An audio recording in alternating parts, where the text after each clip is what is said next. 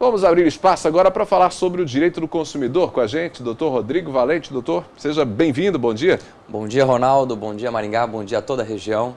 Vamos voltar a falar sobre o seguro de automóveis, porque esse é um assunto muito importante. Nós falamos há 15 dias atrás sobre esse tema, mas esse é um assunto que rende, né? Porque tem vários aspectos que estão envolvidos com o seguro de auto e que nem sempre são observados por quem faz um seguro, né, Rodrigo? Exatamente. Se nós falarmos sobre seguro, principalmente de carros, que é o mais usual, nós temos bastante assunto para várias oportunidades. Então, eu acredito que essa oportunidade para a gente fechar os pontos principais para que você, consumidor aí em casa, fique sabendo dos detalhes mais importantes é realmente um assunto muito importante.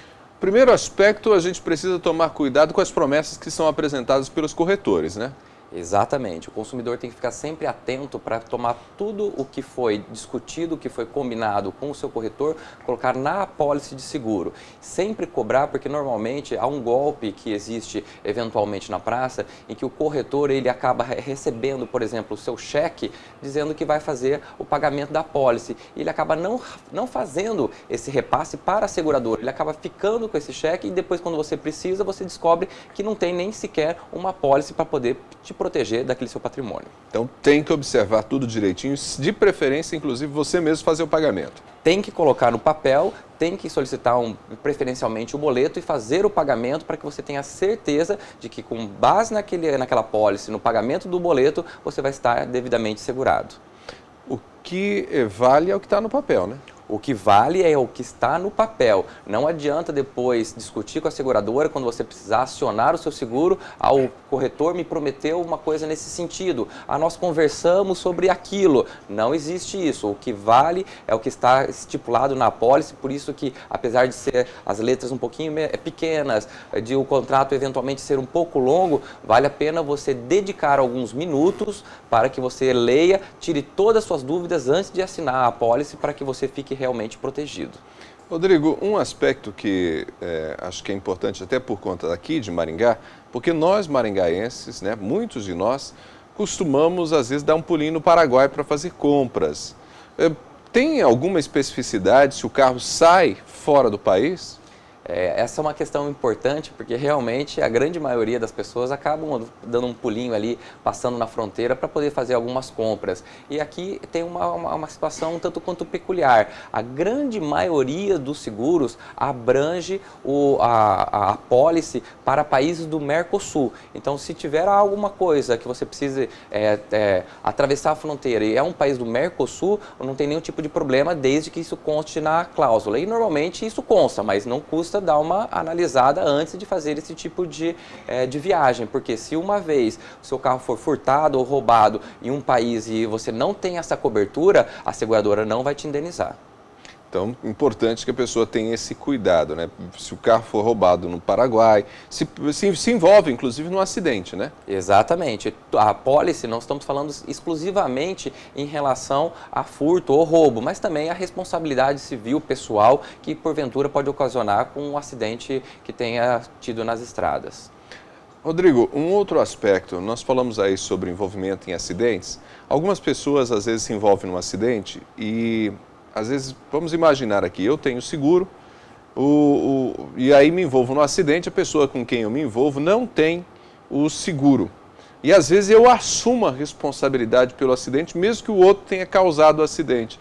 Tem algum tipo de perigo, de problema, além de uma questão ética, evidentemente? Exatamente, Ronaldo, essa é uma questão bem importante, é um tanto quanto recorrente, você acaba entrando em um sinistro com outra pessoa, a pessoa não tem o seguro e você acaba acionando como você fosse o culpado, pagando aí normalmente a parte contrária, né, o que realmente causou o acidente, paga a franquia para que a seguradora abranja toda a responsabilidade daquele contrato. Isso é fraude, isso é crime, então além de ser antiético e imoral, como você bem frisou, isso é um crime porque você está lesando a boa-fé contratual, você está lesando, passando informações erradas, mentirosas para a seguradora. E é claro que ela pode, se eventualmente ela desconfiar desse tipo de conduta, ela fazer uma investigação e uma vez investigado e fazendo uma conclusão em relação a essa fraude, ela pode se negar a pagar o seguro, pode vir a cobrar eventuais danos de você,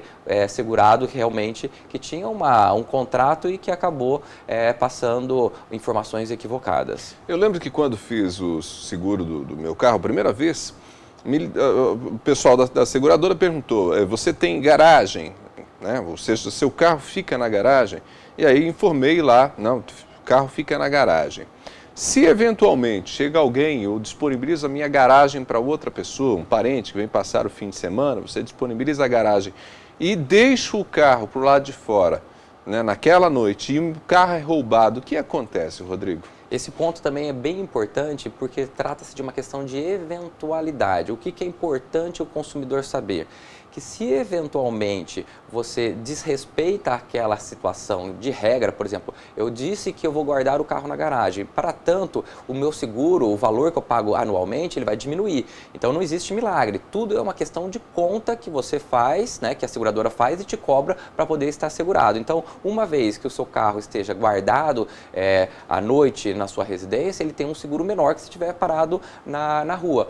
Contudo, se eventualmente esse carro foi furtado numa situação esporádica, aí não tem nenhum tipo de problema. O que você não pode, novamente, é mentir, como no exemplo anterior. Então, você diz que tem um seguro, que tem uma garagem, para todas as noites na garagem, e não para nenhuma noite na garagem. Todos os dias o seu carro acaba parando na rua. Aí, se eventualmente seu carro foi furtado, você vai sim ter complicações sobre essa questão no seu contrato de seguro.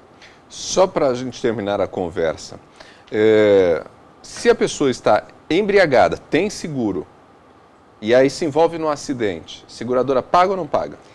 Embriaguez é uma causa de excludente de cobertura de seguro, porque é uma obrigação sua, até pela legislação de trânsito brasileiro, estar dirigindo sem qualquer tipo de incidência de álcool no sangue. Então, uma vez você assumindo o risco, bebendo e dirigindo, a seguradora ela tem o direito de negar. É claro que deve haver uma prova, por exemplo, se ficar constatado por exame, por exemplo, do bafômetro que você estava dirigindo alcoolizado, a seguradora ela pode negar sim o pagamento do seguro e você vai ficar aí com um prejuízo grande na mão.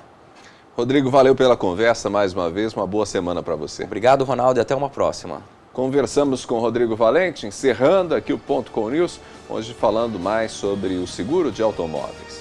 Ótimo dia para você, boa semana, a gente se fala amanhã às 7 horas. Até lá! Ponto Com News. Oferecimento Executivier Táxi Aéreo. A qualquer hora, em qualquer lugar.